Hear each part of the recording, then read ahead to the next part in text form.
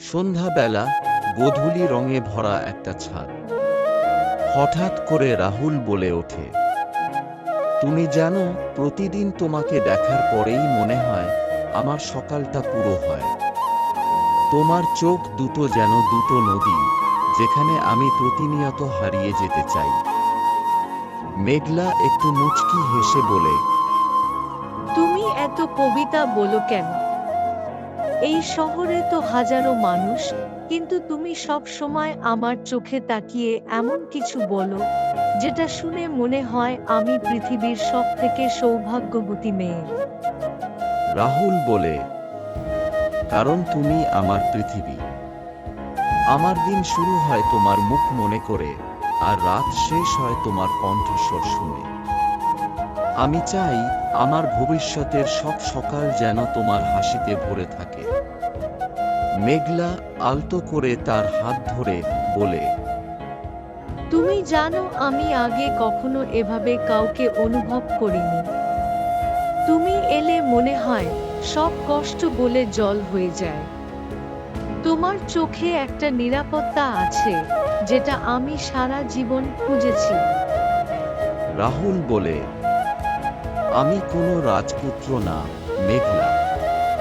শুধু একজন সাধারণ ছেলে যে চায় তোমার সমস্ত ভালো খারাপ পাশে থেকে ভাগ করে নিতে। তোমার চুলে হাত বুলাতে, তোমার অভিমান ভাঙাতে, আর তোমার পাশে থেকে তোমার পৃথিবীটা রাঙাতে। মেঘলার চোখে জল। তুমি জানো, এমন করে কেউ কখনো আমার পাশে দাঁড়ায়নি। আমি ভয় পেতাম ভালোবাসা বলতে, কিন্তু তোমাকে পেয়ে বুঝেছি ভালোবাসা মানে শান্তি। রাহুল চোখের কোণে হাসি রেখে বলল, ভালোবাসা মানে তুমি, মেঘলা। তুমি যে ভালোবাসার মানে আমায় শিখিয়েছ। আমার সমস্ত স্বপ্নে, সমস্ত কথায় এখন তুমি। মেঘলা বলল, তাহলে একটা কথা দাও রাহুল, যত বাধাই আসুক, যত দূরত্বই তৈরি হোক, তুমি কখনো আমার হাত ছেড়ে দে না।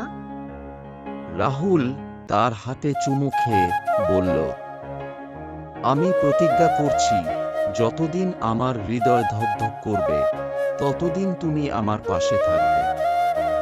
আমি তোমার চোখের জল মুছব, তোমার হাসির কারণ হব, আর তোমার ভালোবাসার ছায়া হয়ে থাকুক চিরকাল। মেঘলা একটু হেসে চোখের জল মুছে বলল, তুমি জানো, এই মুহূর্তটাই আমার জীবনের সবচেয়ে সুন্দর মুহূর্ত। যদি সময় থেমে যেত, আমি চাইতাম এটা এখানেই থেমে যাক। রাহুল আলতো করে মেঘলার কপালে চুমু দিয়ে বলল, তুমি আর আমি এই ছাদের নিচে, এই আকাশের নিচে চিরকাল এভাবেই থাকব। শুধু তুমি আর আমি।